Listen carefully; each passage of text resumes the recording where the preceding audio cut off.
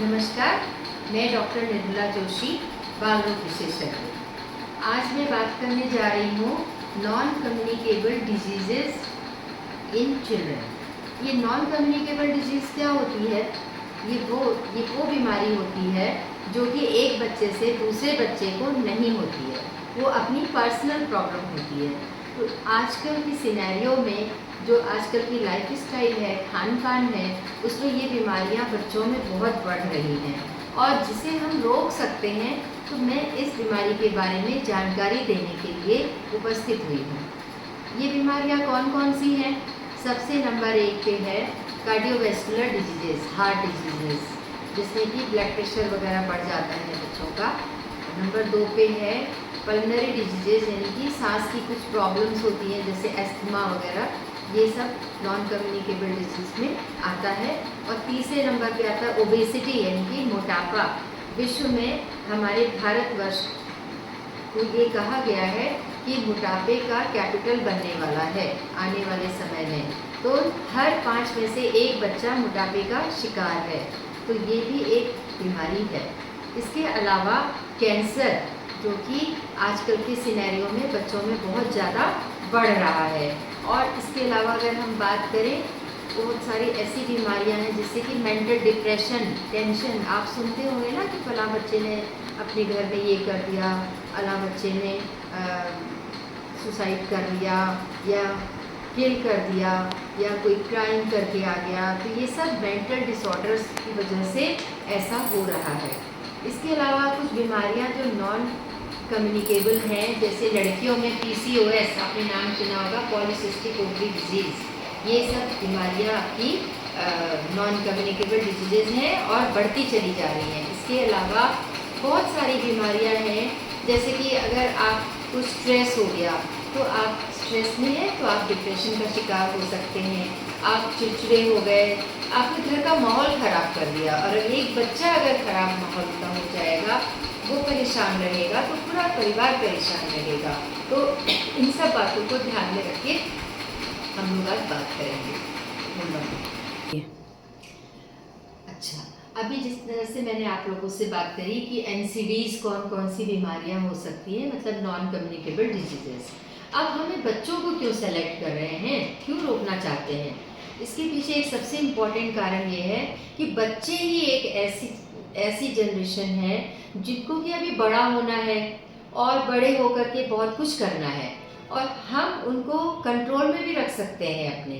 तो हम बच्चों में ये बीमारियां कंट्रोल कर सकते हैं, हमारे हाथ में है। क्यों? क्योंकि बच्चे पेरेंट्स के ऊपर डिपेंडेंट है, और पेरेंट्स को अगर ज्ञान है, माँ बाप को अगर ज्ञान है कि ये चीज़ें करने से ये प्रॉब्लम्स बढ़ सकती हैं, तो वो अपने बच्चों को कंट्रोल में करेंगे ना। तो उनमें से कुछ चीज़ें मैं आपको कुछ टिप्स बताती हूँ जिसे आपको ध्यान में रखना पड़ेगा। टिप नंबर 1, अपने बच्चे को 5 × 2 = 10, इस फॉर्मूले को याद रखिए। 5 का मतलब क्या है? 5 colours of fruits and vegetables आपके बच्चे को रोज़ देनी चाहिए। और जो 2 आवर्स है वो कम से कम 2 घंटे से भी कम स्क्रीन टाइम होना चाहिए अगर बच्चा 5 साल से ऊपर है तो। Number into 10 = 10, 5 × 2 = 10। 10 में 1 किसके लिए आएगा? 1 घंटे की एक्सरसाइज करवाइए, इतनी एक्सरसाइज की पसीना आ जाए। खूब खेल कूद, एक्सरसाइज का मतलब है जो जॉगिंग करते हैं बच्चे, खेल कूद करते हैं, स्किपिंग करते हैं, भागते हैं, दौड़ते हैं, पूरा 1 घंटा उनको खेलने के लिए छोड़ दीजिए। नंबर लास्ट में जो आता है 0, 0 का मतलब है 0 बेवरेजेस, कोई भी ड्रिंक्स जो कि एरेटेड हो, जैसे कि कोल्ड ड्रिंक वगैरह हो गया, कैफिनेटेड ड्रिंक्स हो गए। इसके अलावा लोग सोचते हैं कि फ्रूटी तो भैया फ्रूट से बनी है, ये खिला दो अपने बच्चे को। आपने कभी उसका पैक उठा के देखा है कितना शुगर है उसमें? उसमें फ्रूट्स तो इतना सा होता है और इतना सारा पानी होता है, और उसमें शुगर डाल दिया जाता है और खूब सारा सॉल्ट डाल दिया जाता है उसको स्वादिष्ट बनाने के लिए। तो वो रियल में वो आपके बच्चे को एनर्जी नहीं दे रहा है, बर्बाद कर रहा है।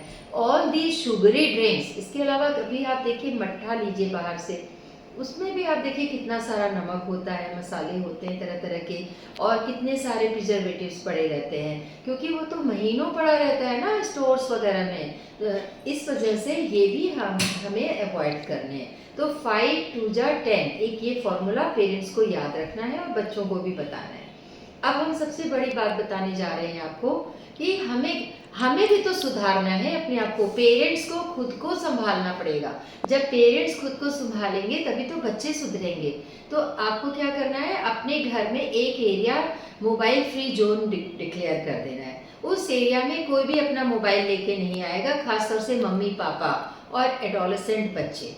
और वहाँ पर आप बातचीत करिए, फैमिली के साथ बैठिए, आपसी गपशप करिए। उससे क्या होता है कि बच्चा अपने घर में एक्टिविटीज़ करता है, स्कूल की एक्टिविटीज़ डिस्कस करता है, उसको सुनिए। और उसके साथ कोई साइबर बुलिंग कर रहा है, कोई क्लास में बुलिंग कर रहा है, उसको कोई प्रॉब्लम है, तो वो जब आप फ्रेंडली बिहेव करेंगे तो बच्चे के अंदर से बात आएगी, जिसकी वजह से उसका स्ट्रेस रिलीज होगा और सॉल्यूशन निकालेंगे। आप बड़े हैं, पेरेंट्स हैं, तो ये डिस्कशंस का एक जोन होना चाहिए जहाँ पे मोबाइल बिल्कुल नहीं होना चाहिए। This is very important. अच्छा, इससे ज़्यादा इम्पॉर्टेंट बात क्या है कि स्लीप बहुत इम्पॉर्टेंट है। स्लीप हाइजीन ये सबको पता होनी चाहिए। जब बच्चे के सोने का टाइम होता है उससे 2 घंटा पहले घर के सारे नॉइजेज़ वगैरह बंद कर देनी चाहिए। टीवी नहीं चलना चाहिए, कोई भी चीज़ ऐसी नहीं होनी। हल्ला गुल्ला हो रहा है, झगड़ा हो रहा है, मम्मी पापा लड़ाई झगड़ा कर रहे हैं, आपस में डिस्कशन कर रहे हैं ऊंची ऊंची आवाज़ में, और बच्चे से कह रहे हैं तू सो जा। This is not possible.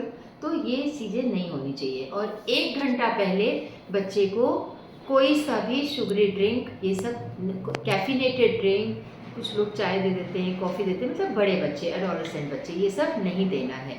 इसके अलावा सोते समय अच्छी अच्छी बातें करनी है, अच्छी अच्छी कहानी सुनानी है बच्चे को। नानी दादी घर में है तो वो सुना सकती हैं, आप सुना सकते हैं, है ना। और हल्का सा लाइट म्यूज़िक और लाइट कम कर दें कमरे की, इस तरीके का माहौल होना चाहिए तो स्लीप अच्छी होती है। अब स्लीप आवर्स कितने होने चाहिए? 6 से लेकर के 12 साल तक। छोटे बच्चों की तो बहुत ज़्यादा स्लीप आवर्स होती है, लेकिन 6 से लेकर के 12 साल तक के बच्चे को कम से कम 9 से 11 घंटा, एवरेज टाइम 7 घंटा सोना चाहिए, 7 आवर्स एवरेज। लेकिन मिनिमम जैसा मैंने अभी बताया 9 से 11 घंटा हो तो बहुत अच्छा है। और जो उससे बड़ा बच्चा है उसको एवरेज 7 आवर्स तो सोना ही सोना है, नहीं तो 10-11 घंटे सो सके, 10 से लेकर 9 घंटे तक भी चल जाएगा। लेकिन अगर बच्चे की स्लीप पूरी नहीं होगी तो वो इरिटेबल रहेगा, उससे मेंटल कन्फ्यूजन रहेगा जो कि स्ट्रेस कर देगा, उसकी जो याददाश्त है वो कमज़ोर हो जाएगी। इन सब बातों को आपको ध्यान में रखना पड़ेगा। सबसे ज़्यादा इम्पॉर्टेंट है सब्सटेंस एब्यूज़। आजकल स्कूल्स में अगर आप चले जाइए तो हमने बहुत सारे बच्चों को सिगरेट स्मोकिंग करते हुए देखा है। स्कूल के आसपास जो छोटे छोटे खोंचे होते हैं वो नहीं होने चाहिए।